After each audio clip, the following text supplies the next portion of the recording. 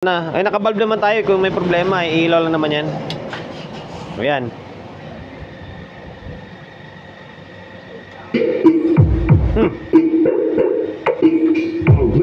Oh. Anong nangyari? Teka lang. Masyado nagmamadali ito. Anong nangyari? Naka-off yung volume pero may volume at tumutugtog. Teka lang ha. Anong nangyari rito? Audio in, CD. O tama naman ah. Nawala naman ako sa may picture ah. Be? O yun tama, nasa CD ako ah. Bakit may audio agad? Ito, nakarekta. Nga, check na natin ito.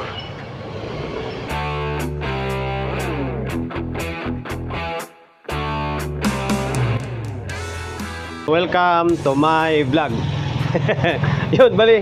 Sunod-sunurin na natin. Puro integrated amplifier muna tayo ngayon.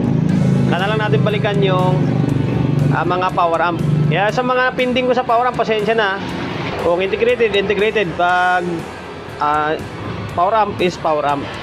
Galing ako rito. Saan ba? Ito muna yung tinrobol ko kanina. Yan, class D. Yan o. Yan. Galing ako dyan, kaso antay pa ng go signal ni Migo ah. Yan. Tapos kakatapos ko lang gumawa niyan. Sakura na AB502. Tingnan mo yung nakasulat ah. O, tagig. Taga-tagig yan. Taga-tagig na nasa Blumentritt nagtatrabaho. Ngayon, ito, taga-tagig din ulit. Ay, ewan ko kung taga-tagig. Sana tama ako ah. Sir, kung mapanood mo man nito, alam ko isa rin to sa mga follower, subscriber natin eh. Taga-tagig nga ba kayo? Kasi nung tinanong ko yung rider, taga-tagig daw eh. Yan.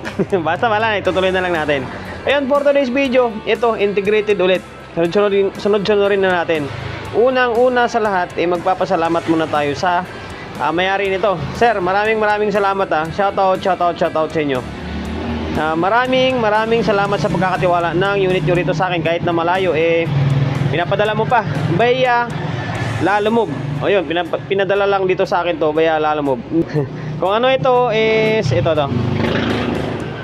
Kibler to, no? X-Pro na, wala na yung modelo niya eh. Model niya, basta X-Pro na 41, ano ba yan? Basta X-Pro, lintik na yan. X-Pro na integrated na amplifier. Ang issue nito, kaya pinadala rito sa akin, ay hindi ko alam.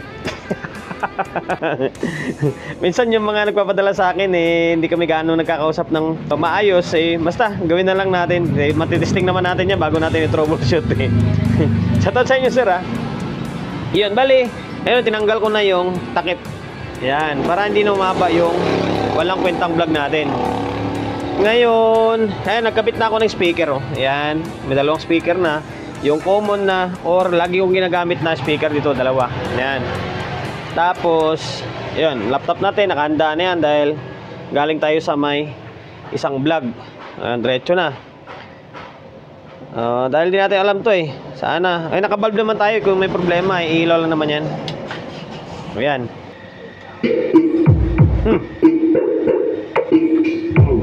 Oh. Anong nangyari? Teka lang. Masyado nagmamadali ito. Anong nangyari? Naka-off yung volume pero may volume at tumutugtog. Teka lang ha. Nangyari rito. Audio in, CD.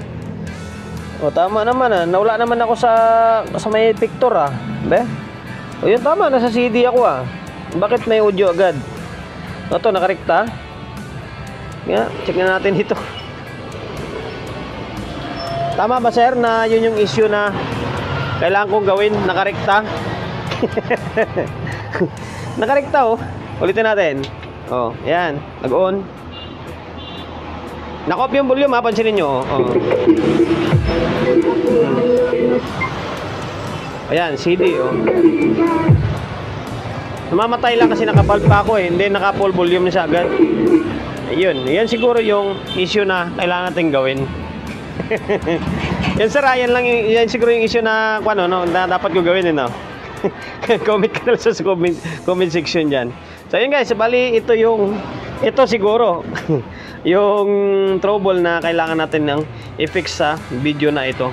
Ayun, bago tayo magsimula, bago natin i-troubleshoot to, promotion agad tayo. Kung sa Facebook ka man nanonood ngayon, kung hindi ka pa nakapag-follow, pakapalo, and then paki-share ng mga walang kwentang video natin sa my Facebook.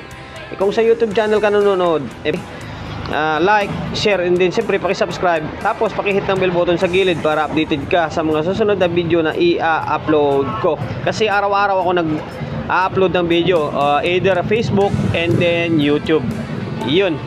And then shoutout sa mga subscriber follower natin dahil umaandar naman yung pinamp or preamplifier natin, focus tayo rito sa may tawag dito, sa may tone control. Ang una, ayun ba't ganun? Parang may naka-jumper. Tama ba? Bali, magbabaklas muna tayo dito sa may tone control. Check natin kung bakit siya nagkarekta. And then, palitan na natin yung dapat palitan nito. Itong mic section niya parang luma na Palitan natin. Marami naman tayong pamalit Ayan kakabili ko lang. Kakabili ko lang galing Quiapo. Ayan, bali, stay tuned lang kayo. Babaklasin ko lang yung front panel. Baklas ko na yung board sa may master volume. And then sa may selector ng input niya. Yan, bali ito yung bumungad sa atin. Ang control kasi na nakalagay dito, mahaba yun Tama naman na gitong diskarte ang mangyari kasi replacement lang. Need mo na ganyang diskarte. Kasi ako kahit ako ganyan lang ginagawa ko Kasi wala kang mabibiling control na yung mahaba na ganyan mapabali, parang half moon style. Yan, tama naman diskarte. Pero nagtataka ako bakit nakarekta na. Baka sira na to.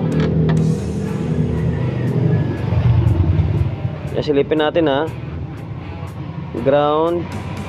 Mukhang tama naman. Wala namang pinagdikit.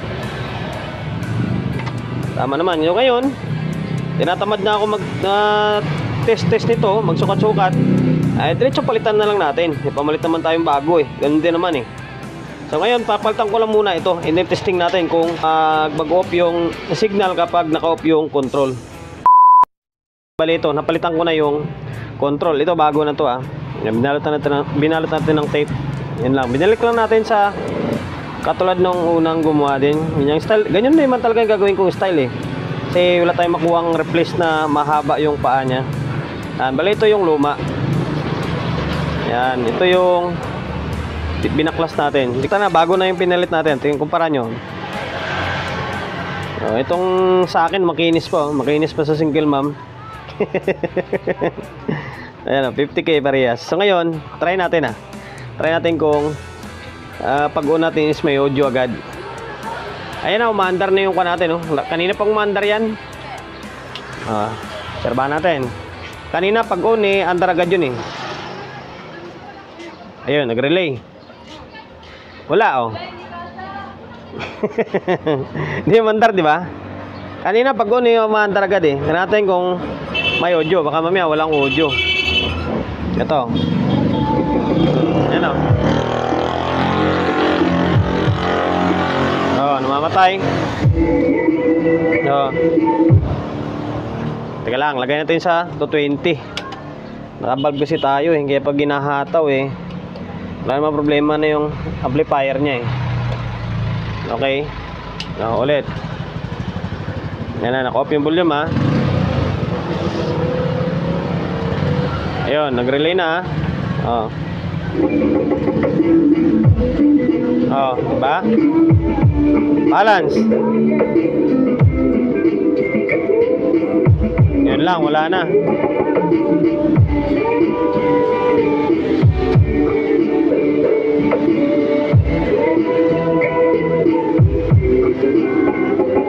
Wala.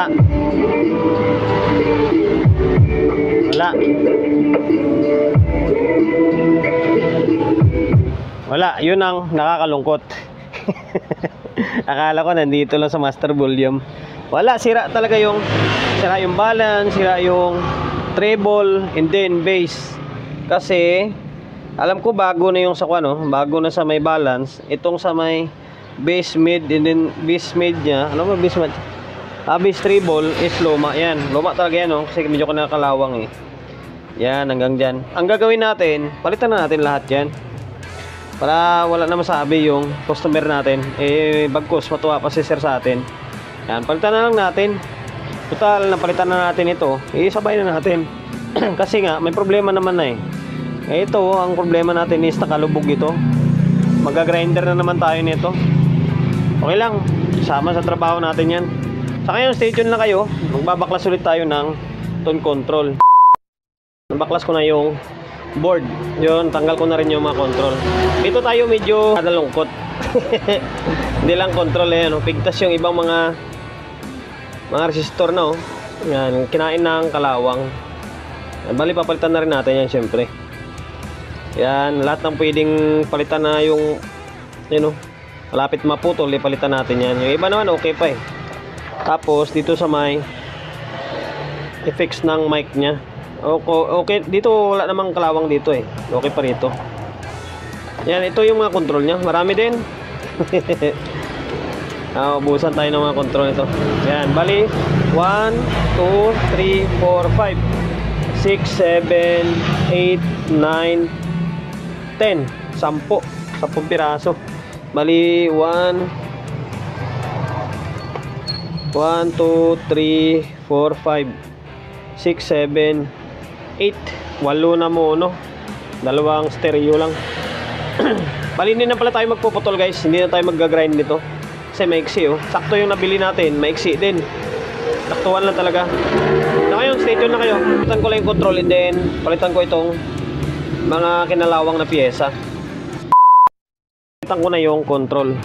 Yan swak na swak lang yung mga control na pinalit natin. Sakto talaga yung nabili natin na control ngayon ay yung mga maiksi na yung shafting or kabitan ng knob.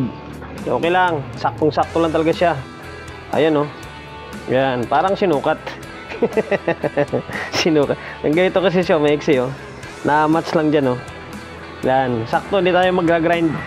Gagrind pa naman medyo delikado. Tapos yan wala akong pyesa na pamalit sa urig Kaya ang ginawa ko, nag-jump na lang ako. Yan, medyo awkward mo siya tingnan, pero okay yan. Wala ka nang magagawa dyan kung wala kang pamalit. Gagawin mo talaga yan kung magsiseries ka or magparallel ka para mabuo lang yung isang unit. Yan. Tapos saan pa yung isa? Yan, ito nakasiksik Yung iba, wala naman nakalawang na yung iba So kaya ibabalik na lang natin ito. Babalik na lang natin ito dito sa may casing and then final audio na para gawa naman tayo ulit ng iba. Ayun, dami pa Kasi puro integrated yung naka-line up sa atin ngayon. Naibalik ko na yung tone control board sa may front panel. Ang problema pala, nakaligtaan ko. Itong mic volume pala pinaka master volume ng mic. Sana okay pa. Palit tayo rito, hindi natin naisama pala ito. Pinalitan ko na rin itong control ng nasa mic section. Yan, pinalitan ko na rin to. Kasi palyado na. Try natin yan. Yan, nag-relay na. Okay. Yan. Base.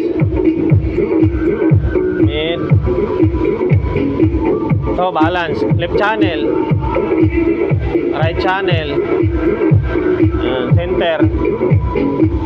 Tapos, subukan natin yung mic. Yan. Minsan talaga yung pagre-repair may kuwan na okay na, bigla kang babalikan mo dahil may nakalimutan kang palitan. Tulad nito, naiwanan yung mic volume. Sound. Ayaw ito, hindi naka-volume pala.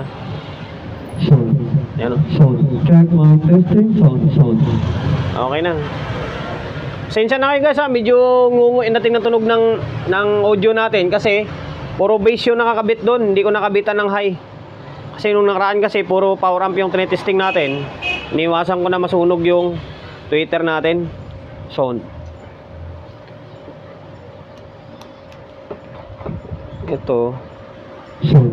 Check mic testing. Sound. Ayan Kuwang ko lang to, bali naka 10 o'clock yung mga control dito. Bahala ni si sir mag-adjust dyan kung anong frequency or anong setup yung gagawin niya. Basta importante tumutunog na. Sound. Check mic testing. Sound. Yan So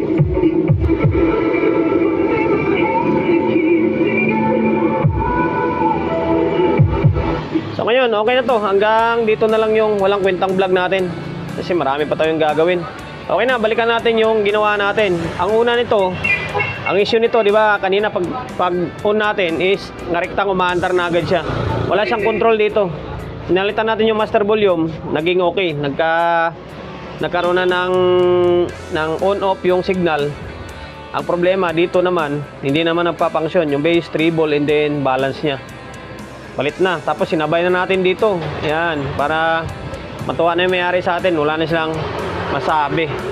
Tapos ito yung pinakauli. Pambira niya, no? Nakalimutan ko. Nakapokus tayo rito. Meron pa palang volume dito para sa may master volume ng mic. Iyon, no? Okay na. Sir from, ito, Tagig. Nag-chat na Nag-chat na nga sa akin kung okay na daw yung unit niya. Okay na, sir. Okay na yung X Pro na Xenon pala ito. Xenon na X Pro na ano bang unit niya, nakalimutan ko. Basta X Pro na Xenon amplifier. Okay na. Mayroon na siyang control. Kanina wala Okay na. Pwede mo na i-quad to. I-book ulit ng Lalamove, sir. Ayun, promotion bago tayo magtapos. Siyempre, shop natin always on the go na 24/7. Paalala lang mga angkol, baka siguro hanggang March. Baka hanggang March 15 na lang siguro ako magtatanggap ng unit muna galing labas. Tapusin ko lang muna yung mga pending ko rito.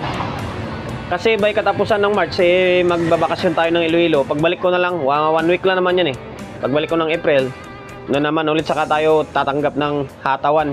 Sa mga gusto magpapa-repair along sa Uyo, Quezon City, number 41 Don Julio Gregorio Street sa Uyo Road sa Uyo, Quezon City. Social media pages natin, so hindi pa nakapag-follow, paki-follow, and then siyempre paki-share ng mga walang kwentang video natin sa my Facebook, YouTube channel. Kung hindi pa nakapag-subscribe, paki-subscribe, like, share, and then siyempre paki-hit ng bell button sa gilid para updated tayo sa mga susunod na video na i-upload ko.